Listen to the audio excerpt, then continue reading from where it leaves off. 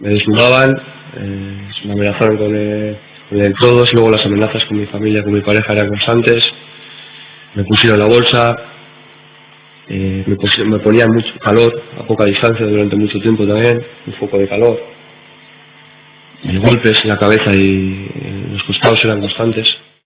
Yo, si te digo la verdad, es fuerte decirlo, pero yo entré a la cárcel contento, porque ya se había acabado.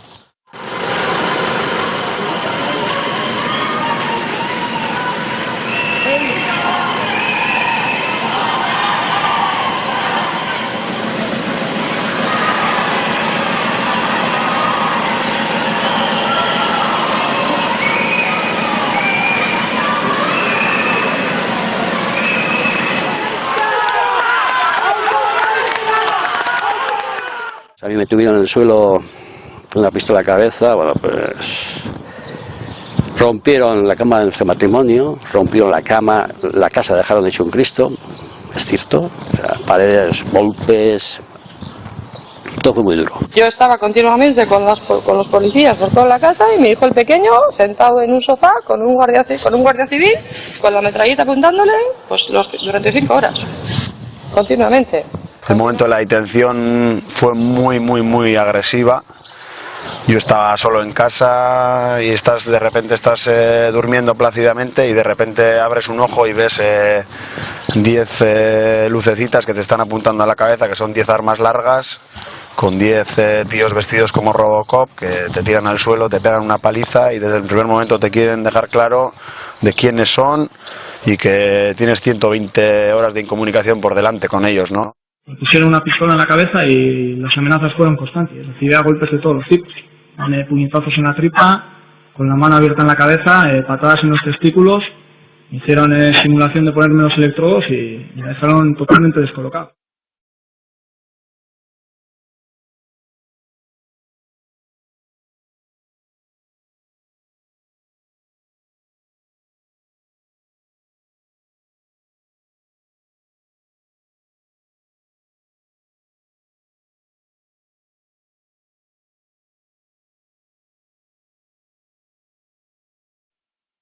Algo que recuerdo bastante del periodo de incomunicación fue un momento que yo estaba, me habían sacado a interrogar, me acababan de meter hacia el calabozo y oí desde lejos, no sabría decir la distancia ni nada, pues cómo interrogaban a otra persona, en este caso a una chica, la cual yo no sabía quién era, sé que era una mujer por la voz y demás. Y al oír cómo lloraba, cómo gritaba y cómo le gritaban a ella, eso sí me marcó bastante. Creo que lo que peor llevé fue pues la impotencia al tocarme y así, el no poder alejarme de ellos. Era casi como una violación. Es absolutamente inconcebible que en el 2011 todavía estamos hablando de estas cuestiones, ¿no? En el conflicto vasco será seguramente la tortura el instrumento más antidemocrático y más beligerante con los derechos humanos que más derechos humanos ha conculcado, ¿no? Y ha sido muy utilizado de una manera muy extensa por parte del Estado español, primeramente por las fuerzas sobre el Estado, con el objetivo de obtener información o escarmentar a la gente o amedrentar también, ¿no? Es una práctica muy usual por parte de muchos gobiernos en este tipo de conflictos. Pero aquí tenemos la hipocresía de que si sucede con los iraquíes por parte de los americanos, pues se monta un escándalo mundial y esas mismas imágenes son muy parecidas, hemos visto o nos han narrado y hemos imaginado porque nos han narrado en el conflicto vasco y sin embargo siempre se alude al famoso manual de ETA que obliga a sus militantes o a los detenidos en general a hacer este tipo de denuncias. Desde el primer momento me golpearon en la cabeza, sobre todo en la parte trasera del cuello y iba acompañado de 2 guardias civiles en la parte de atrás, otro delante. Y los 2 guardias civiles que iban acompañándome en la parte de atrás me estaban golpeando todo el rato, me dando puñetazos. Me hacen una especie de pasillo entre, supongo que guardias civiles, y que me pegan todos en la cabeza y me amenazan y insultándome todo el rato. ¿Usted es cierto que denunció que había sido maltratado? Sí. ¿Que le habían colocado la bolsa? Sí. ¿Que le habían golpeado en la cabeza? Sí. ¿Que le habían hecho posturas forzadas y amenazas todos los días? Sí. En este sentido es importante recordar que concretamente la tortura se ha utilizado como un método represivo, como una herramienta represiva contra los militantes vascos y vascas de Euskal Herria, sobre todo en relación con tres objetivos diferentes, ¿no? El primero de ellos era lograr réditos políticos en lo que ellos llaman la lucha antiterrorista, es decir, conseguir que las personas que eran detenidas firmaran inculpaciones tanto para sí mismas como para con terceras personas. El segundo objetivo con el que se ha aplicado la tortura es sin duda el crear miedo, y crear miedo con un objetivo muy claro, que es lograr una desmovilización social, es decir, dar la sensación que toda persona que puede ser un disidente político, por así decirlo, puede ser detenida y por tanto va a ser torturada, y en este sentido había que desmovilizar y hay que desmovilizar a toda esa masa social. Y el último de los objetivos es el de lograr información. Organismos de Naciones Unidas, del Consejo de Europa, se han hartado de repetir que el principal problema que tiene el Estado español con la cuestión de la tortura es el mantenimiento del régimen de incomunicación. Desde finales de la época franquista eran 10 días los que la persona detenida podía estar en manos de la policía. Si bien hoy en día son 5 los días en los que podría estar en esta custodia policial, se prolonga por otros 8 días más de incomunicación en prisión, un periodo de tiempo que ya en sí mismo se podría considerar un maltrato sin que medie ninguna otra circunstancia. Tener a una persona separada durante 5, extensible a 13 días, de su ámbito social, de su círculo de amistades, de su círculo familiar, ya en sí mismo se debería de considerar una situación angustiosa, una situación que una persona no debe de tolerar si se tiene en cuenta pues ese derecho a la integridad física que en principio nos asiste a todos. La declaración policial ha sido hecha bajo torturas y me han obligado a hacer dicha declaración porque si no me estaban... O sea, quería salir del paso en ese momento, me amenazaban con que iban a violar a mi novia que estaba en los calabozos detenida y sufrí malos tratos durante los 5 días y en ese momento todavía quedaba tiempo de incomunicación. A otro, pensando que puedes hacer algún milagro, después de tanto badaje sabes que no lo puedes hacer porque todo es una mentira, pero te intentas engañar. Porque sabes lo que está pasando. Fui detenido en el año 1992, poco antes de la celebración de los Juegos Olímpicos de Barcelona, una operación que dirigió el juez Baltasar Garzón.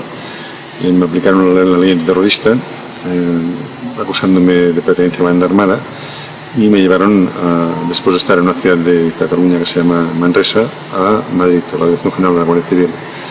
Y me tuvieron incomunicado durante 4 días y durante estos 4 días la Guardia Civil me sometió a todo tipo de malos tratos y tortura. Estuve muchas horas sin dormir. Bueno, para mí fue lo más chocante igual de la detención fue, pues como ha dicho antes Miquel, que aparte de sufrir tú la detención y la incomunicación, que tienes una persona al lado, en mi caso mi compañera sentimental, que es una persona de las que más quiero, ¿no? Tenerla al lado, en el calabozo al lado y saber que ella está sufriendo lo mismo que tú en ese momento, pues es una carga moral doble que tienes que llevar durante los 5 días, ¿no? Me sometieron a como tres sesiones de interrogatorios, todas más o menos eran muy parecidas, aparte de los golpes y flexiones y la bolsa de plástico. A veces me ataban las manos detrás y me apretaban hacia abajo para obligarme a flexionar. Esto después de 2 o 3 días sin dormir era muy doloroso para mí. ¿Cómo se tortura o cuál es la forma que utiliza el Estado para torturar? Utiliza la herramienta de la incomunicación. Yo creo que la herramienta de la incomunicación es la herramienta que dota de impunidad a la tortura, ¿no? Es una herramienta mediante la cual tú puedes mantener a una persona 5 días totalmente aislada de su entorno social, de su entorno familiar, de sus amigos, de sus amistades, en las que durante esos 5 días solamente está a manos del cuerpo policial por el que ha sido detenido. En una de las ocasiones incluso me llegaron a poner unos cables eléctricos en las manos que me decían que iban a conectar. Ellos querían que confesara toda una versión y que me autodelatara, que confesara lo que ellos querían que dijera, que era formar parte de Terra Lliure y que además que denunciara a otros compañeros míos, y no pararon hasta que no consiguieron una declaración en este sentido mía.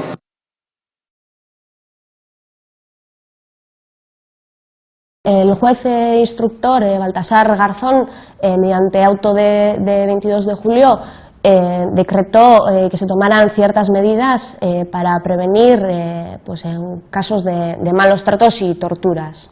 Y esas medidas fueron tres. Concretamente, la primera de ellas, que se comunicara a los familiares de las personas detenidas dónde se encontraban y, en caso de que fueran trasladados, pues a dónde eran trasladados. La segunda medida es que las personas detenidas puedan ser reconocidas por un médico designado por la familia, es decir, por un médico de su confianza. Y la tercera medida que decretó el juez Baltasar Garzón fue que pudieran, que se grabara a la totalidad de los detenidos en todo momento mientras se encontraban detenidos en dependencias policiales. Entonces, nosotros solicitamos esas grabaciones al juzgado, y no fue hasta el primer día del juicio cuando la Guardia Civil no puso a disposición judicial esas cintas, ¿no? Tres años después de que fueran grabadas.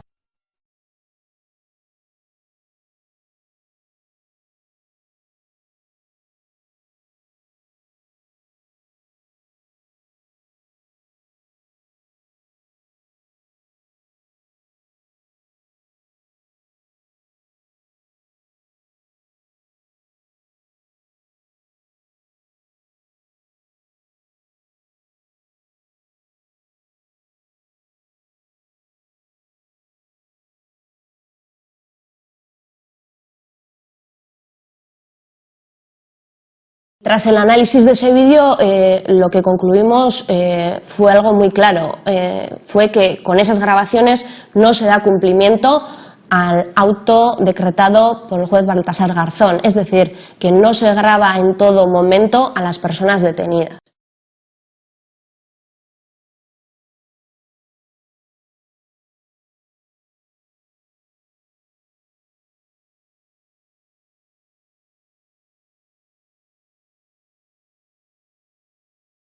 Ya, pero es que yo por eso lo insisto, porque es que el juez lo que les dice en su auto es que se grabe el lugar de detención y condiciones del mismo, el lugar entero, no solo un acceso, y por otro lado le dice que graben de cada uno de los detenidos durante todo el tiempo que permanezcan estos en dicha situación. ¿Por qué no realizan esto? Y solo realizan la grabación del pasillo. Porque el auto dice que se grabe en todo lugar y en todo momento a las personas detenidas, y eso no es así. Solamente está grabado una zona muy concreta, la zona donde se encuentran las personas en el momento de estar detenidas, los calabozos y sus accesos. Por lo tanto, el auto se incumple. Pero es que además no están grabadas todas las horas en las que están sometidas las personas a detención. El auto dice en todo momento y durante todo el rato. Pues faltan horas. En lo que se nos ha enviado faltan horas. No hay sonido. Se ve que se abren las cancelas, se ve que se habla, se ve que se acompaña a la gente con gestos, pero no se sabe lo que se dice. Y los acusados denuncian amenazas. A lo largo del traslado, ¿ustedes grabaron la situación de Íñigo Gutiérrez? En el traslado no hay cámaras. La realidad es que la aplicación de protocolo Garzón en general no ha impedido nunca la práctica de las torturas a la persona detenida bajo régimen de comunicación, y en este caso es uno de los casos concretos en los cuales la aplicación de ese protocolo no evitó las torturas, como ahí consta con las denuncias de estas personas de haber sido objeto de torturas, a una de las cuales sigue todavía en investigación en los tribunales correspondientes. Hubo un caso de una persona que dijo que sí le habían golpeado en los testículos, donde le pudimos hacer la exploración. Hubo otra persona que tenía un hematoma en el ojo, que también le pudimos explorar porque además se veía a simple vista sin quitar la ropa. Y creo que en los forenses lo que habían puesto era que una picadura de insecto. El protocolo de Garzón realmente no es más que un intento de salvar la cara a la Audiencia Nacional frente a las múltiples críticas y denuncias internacionales de la persistencia y aplicación de tortura y malos tratos a personas detenidas en régimen de comunicación en la Audiencia Nacional, por orden de jueces de la Audiencia Nacional. Solamente lo aplican 3 de los 6 jueces de instrucción centrales, pero ni siquiera en sus casos se ha constatado que no han servido para evitar las torturas y malos tratos. No se graba a pesar de la orden del juez, casi nunca se graban el periodo de incomunicación. Si se graban no es completo, hay saltos importantes en ese tiempo de detención incomunicada.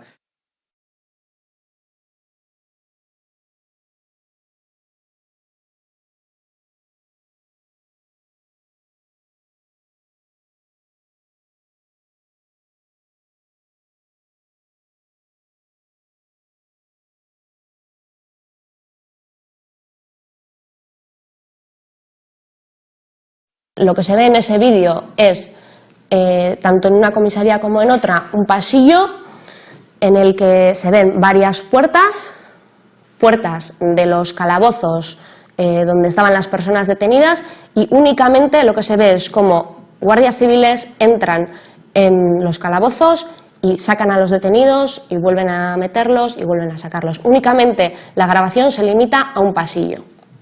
Es decir, nosotros decimos que no se da cumplimiento al auto porque ni se graba a las personas detenidas en los traslados, ni se graba a las personas detenidas en las celdas, ni se graba a las personas detenidas cuando los guardias civiles las sacan literalmente de los calabozos. No sabemos a dónde van, no sabemos a qué los llevan. Usted prestó una declaración el 26 de julio del 2008 delante del juez.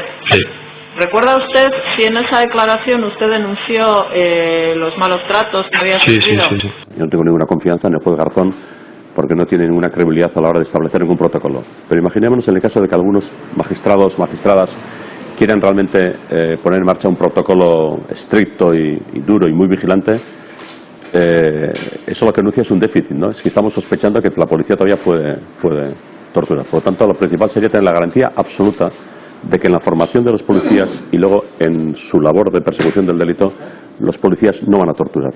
En este sentido, y antes me refería un poco, ¿no?, a la importancia que tienen los jueces de instrucción, ¿no?, como garantes de los derechos de los detenidos, yo creo que es especialmente importante o especialmente sangrante, que es lo que ha ocurrido con el juez Baltasar Garzón, ¿no?, en estos últimos meses. Nos parece bastante vergonzoso el mero hecho de que ya se proponga un juez como Garzón para ocupar un puesto en un órgano como es el CPT, ¿no? El CPT, para el que no conozca, es un órgano que depende del Consejo de Europa y es un órgano de prevención de tortura, ¿no? Sus propios nombres así lo dicen, ¿no? Es un Consejo de Prevención de Tortura y es un órgano que fiscaliza a nivel de la Unión Europea todo lo que tiene que ver con la tortura, ¿no? Tanto de medidas de prevención, de aplicación, denuncias que se reciben, etcétera, ¿no? Entonces, el mero hecho ya de haber propuesto a Garzón por parte del Estado español para ocupar ese cargo nos parece una vergüenza. Y el hecho de que no solo haya sido propuesto, sino que además haya sido elegido, nos parece especialmente sangrante e incluso de un cinismo que podríamos decir que no tiene parangón, ¿no? Es decir, por delante de Garzón han pasado cientos y cientos de personas que han denunciado torturas. Tan solo en los últimos 10 años tenemos constatadas que 151 personas denunciaron ante él que habían sido torturadas, que les habían sido puesta una bolsa en la cabeza, que habían sido, incluso algunas, habían denunciado ante él que han llegado a ser incluso violadas, pues con palos o con diferentes métodos en comisaría, que han sido golpeadas, que han sido humilladas y que han sido al final, que han perdido casi su razón de ser de persona, y con todo, esta persona ha sido nombrada miembro de un comité que tiene que preservar precisamente eso, ¿no?, que no se torture. La mayoría se quejaba de golpes en la cabeza, no de gran intensidad, sino de baja intensidad, pero continuos en la cabeza y en el cuello. Me preguntaban y te pegaban a mí en la cabeza con la mano abierta todo el rato, en los brazos también, y amenazas y chillidos constantes, y para mí lo peor fue cuando me quitaban la ropa y me manoseaban entre 3 las tetas, la vagina y hasta que me pusieron también a 4 patas en el suelo y uno de ellos estuvo con una especie de palo, no sé si de baqueta de batería o no sé lo que era, pues eso, rozándome entre las piernas hasta la altura de la vagina diciendo que me iba a violar, que ya había hecho eso con otras detenidas y que no le costaba nada.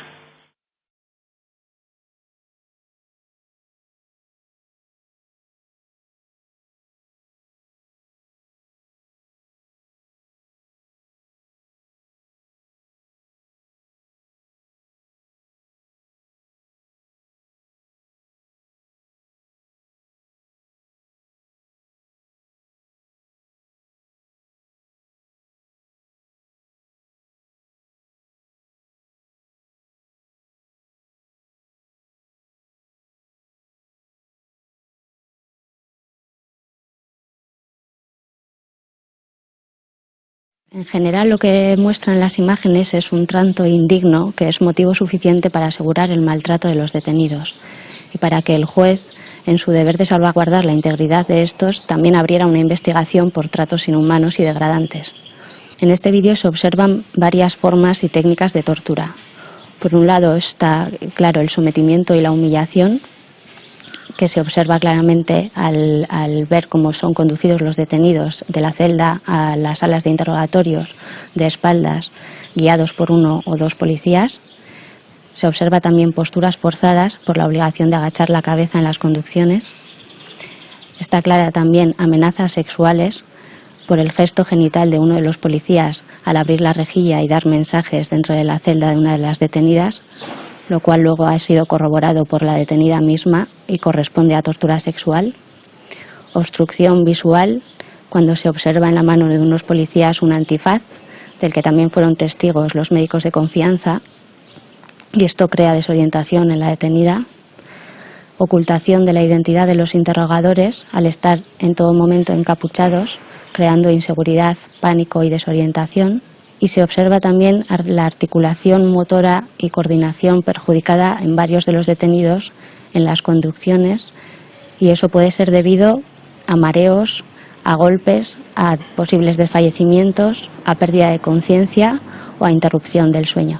En uno de los interrogatorios me trajeron a la habitación contigua a mi novia, que estaba detenida, y eran constantes las amenazas con que le iban a violar, le iban a hacer lo que ellos quisieran, que estaba en sus manos.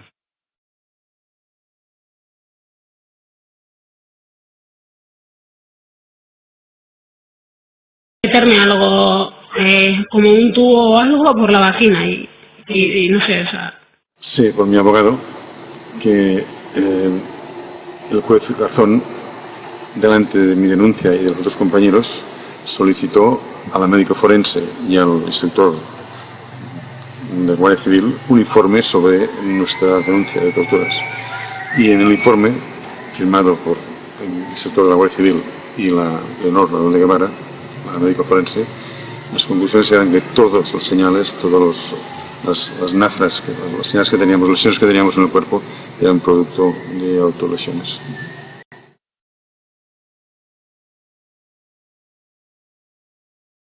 Las grabaciones que realizaron los agentes de la Guardia Civil pues no daban cumplimiento al auto decretado por el juez Baltasar Garzón, en el que disponía que las personas detenidas tenían que ser grabadas en todo momento.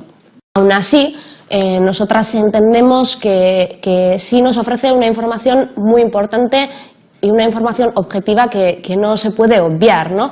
Que es que hay un montón de salidas y entradas de las celdas que no tienen ningún tipo de justificación o no están recogidas en el procedimiento como diligencias realizadas por las personas detenidas. Nosotras lo que realizamos fue analizamos cuáles eran las diligencias que se realizaron mientras las personas detenidas se encontraban en dependencias policiales, cuáles son las diligencias que constan en el atestado, es decir, que son pues la notificación del auto de incomunicación, la notificación de la prórroga del auto de incomunicación, la notificación de que a las personas detenidas de que estaban siendo grabadas y que había cámaras en las dependencias policiales, los reconocimientos forenses que teóricamente tenían que realizarse cada 8 horas y las declaraciones policiales. Esas 5 diligencias constan en el procedimiento a qué hora y qué día se realizan. Entonces, viendo a qué hora y qué día se realizaron esas diligencias, después analizamos, tras el visionado del vídeo, cuántas salidas y entradas se producían y cuáles coincidían y cuáles no con esas diligencias que constaban en el atestado. Y constatamos un hecho claro y objetivo, y es que hay un montón de salidas y entradas de todas las personas detenidas que no constan en el atestado, que no están documentadas en el atestado y que no son, por tanto, para realizar este tipo de diligencias, ¿no?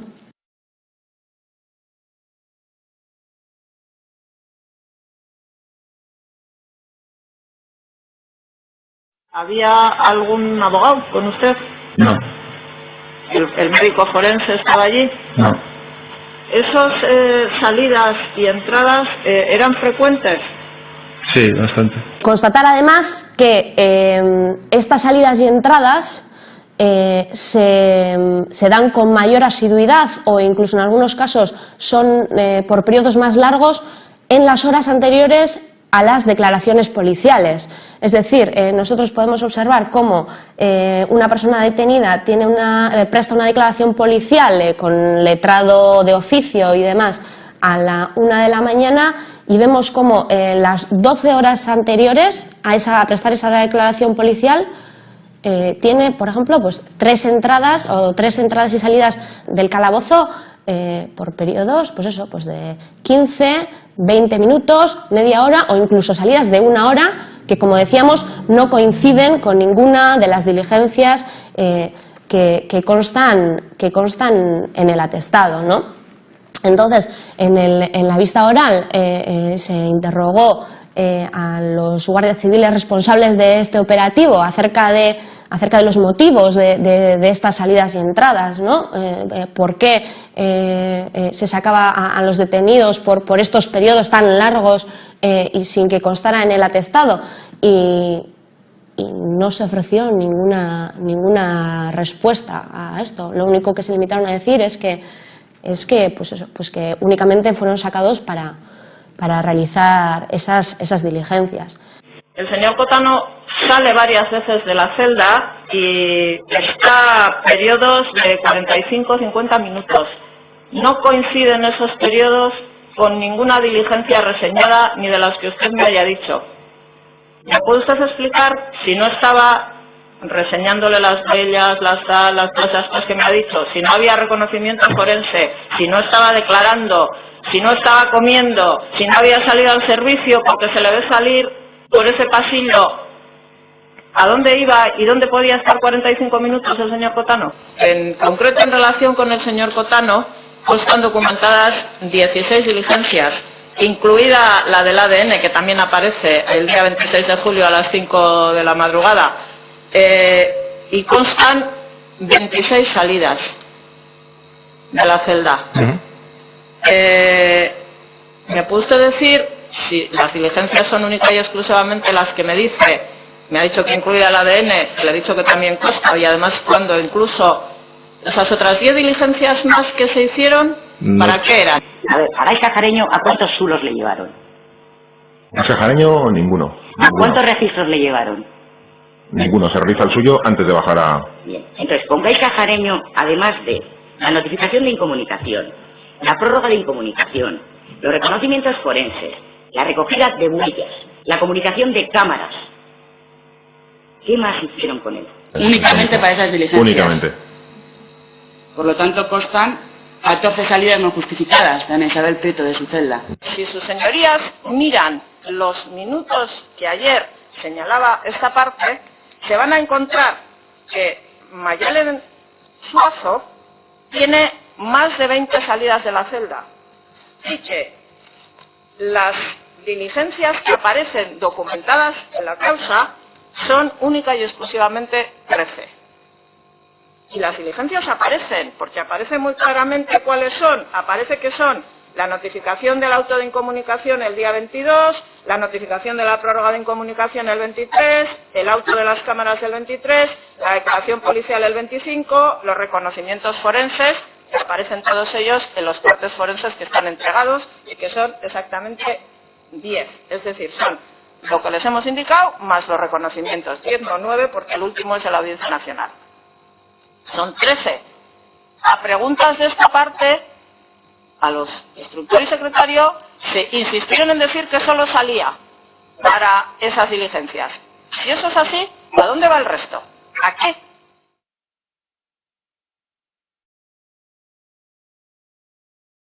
El estar 120 horas en manos de ellos sin ver nada, o sea, estar a oscuras. En el momento que entraban al calabozo para cualquier cosa, yo tenía que estar contra la pared, manos arriba y de espaldas a ellos. En ese momento me ponían un antifaz, me sacaban, y yo, el no ver nada durante ese periodo de incomunicación, pues es algo que recuerdo, o sea, que tengo un recuerdo así un poco amargo.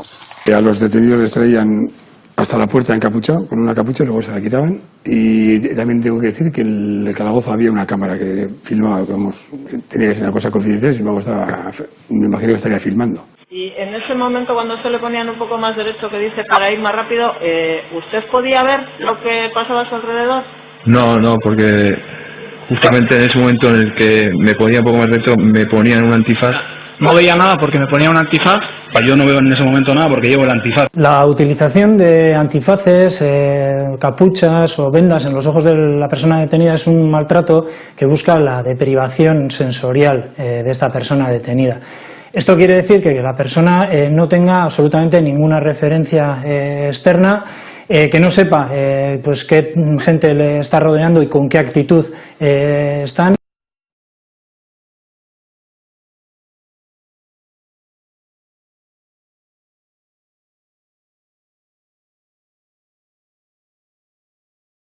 El relator contra la tortura de Naciones Unidas hizo una visita al Estado español y a Euskal Herria en el año 2003, publicando un informe contundente sobre la situación de la tortura, precisamente en este ámbito de la detención incomunicada. Y venía a señalar un elemento que yo creo que es fundamental a la hora de razonar por qué se utiliza este tipo de capuchas o de antifaces con las personas detenidas. Y él venía a denunciar que era un método que impedía que la persona que ha sufrido algún tipo de maltrato de tortura pudiera reconocer al torturador o a la persona pues que le había generado ese tipo de tratamiento, ¿no? Entonces es en cierta manera un sistema que cierra el ciclo de la impunidad en el tratamiento a la persona detenida, y de esta manera pues genera que una persona que ha sido realmente torturada no pueda ejercer el derecho a una denuncia por esos tratos recibidos, porque al final no puede identificar realmente a quién fue la persona autora de este delito de torturas. ¿Sabe usted si al señor Cotano le sacaban del lugar donde estaba con un antifaz? Podría ser. ¿Eso es habitual? No.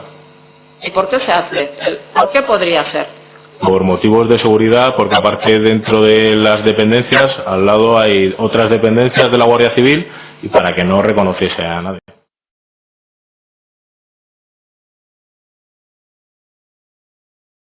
Y nos va a costar y nos vamos a ayudar unos a otros a superar eso. Pero no queremos que le vuelva a pasar a nadie más. En algunos casos se intentó a nivel individual ir más allá e intentar la vía de Estrasburgo sin ningún tipo de éxito.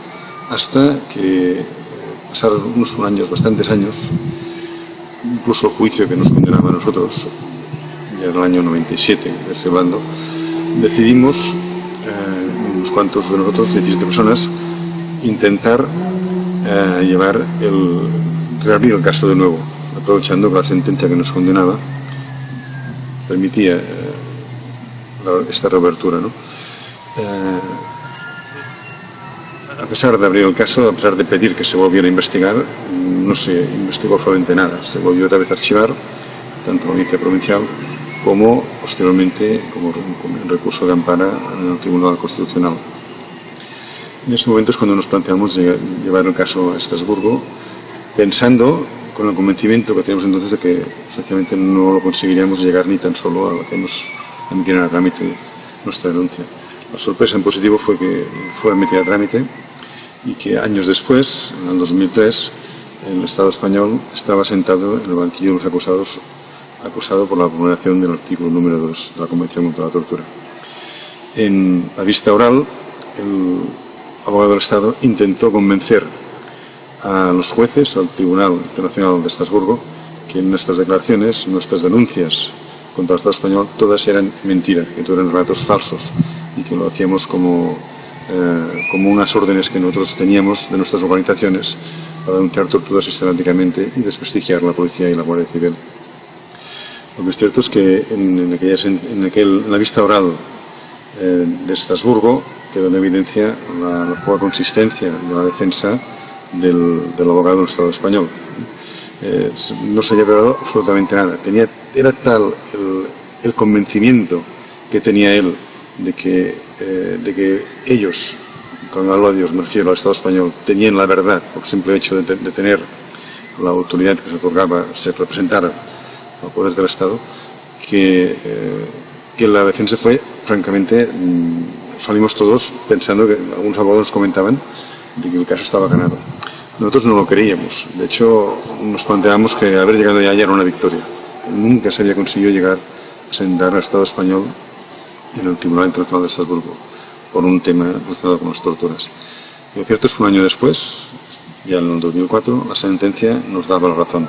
El Estado español era condenado por la vulneración del artículo número 2 de la Convención contra la Tortura. Podemos luego discutir si son muchas, pocas, casos aislados o generalizados, pero hay que reconocer que la tortura se practica en el Estado español.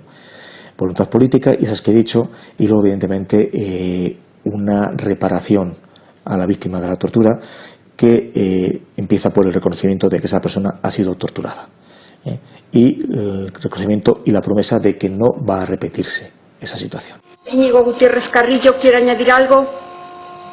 Gaisca Jarreño quiere añadir algo. Yadur Aristegui. Con lo que se da por terminado el presente juicio, declarándolo visto para sentencia. El público debe de salir. Estás en una situación tan límite y estás en manos de quienes estás, entonces te sientes tan vendido y tan humillado durante X horas en tu vida que al final eso te pasa factura, quieras que no.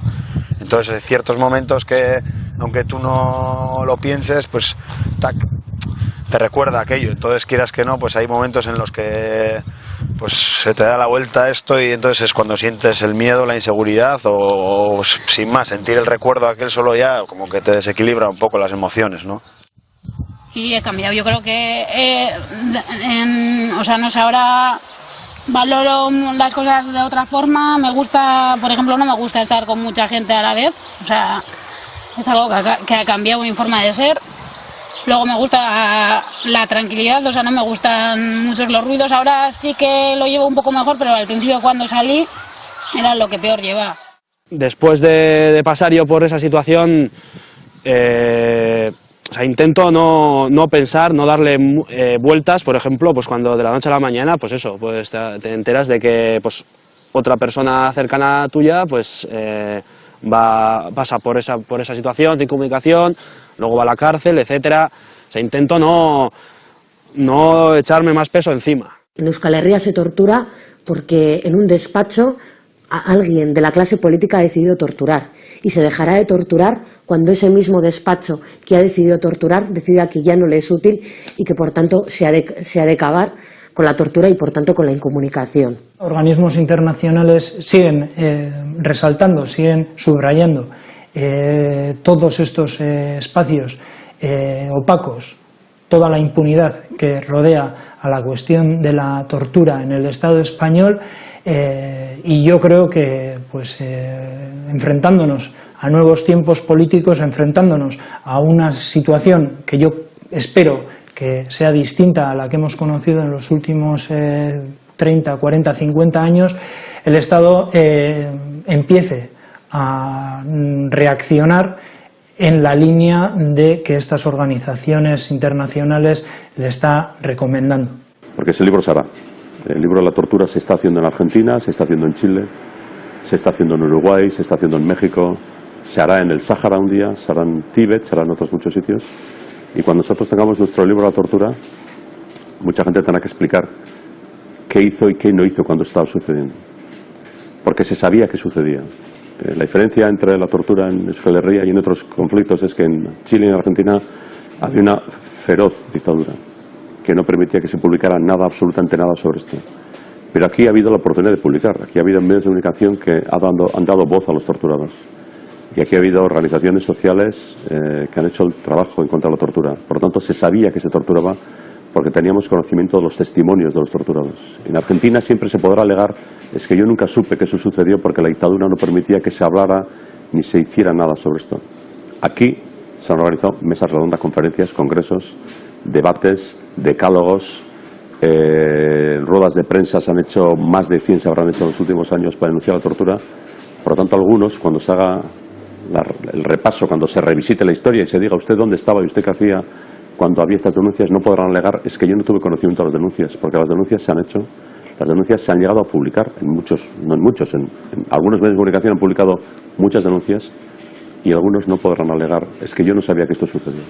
En Euskal Herria se están dando, es evidente que hay un cambio político que está en marcha, que se están dando muchísimos pasos para lograr una resolución democrática o que pueda dar una solución democrática a este conflicto político que dura ya, pues, por desgracia, demasiados años, y en este sentido creemos que la tortura también ha de ser un elemento importante que se ha de tener en cuenta de cara a poder solucionar el conflicto, ¿no?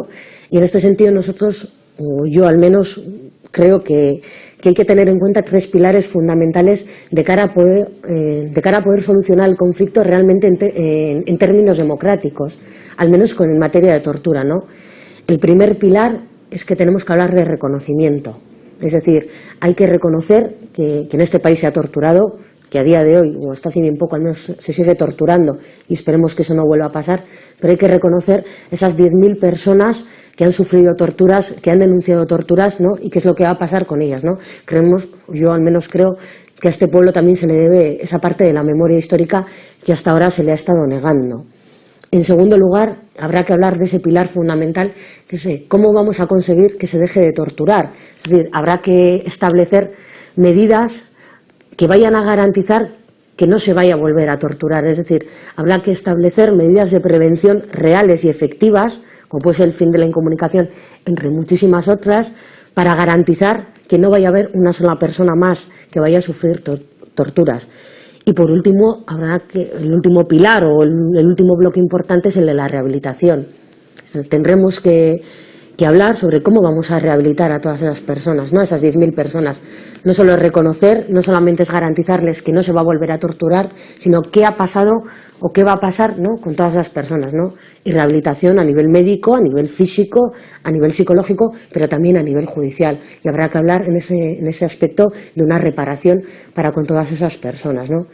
Yo creo que son 3 pilares fundamentales y que en este nuevo tiempo y que en este nuevo cambio de ciclo que se está produciendo en Euskal Herria, creo que es algo de lo que se tiene que empezar a hablar desde ya mismo.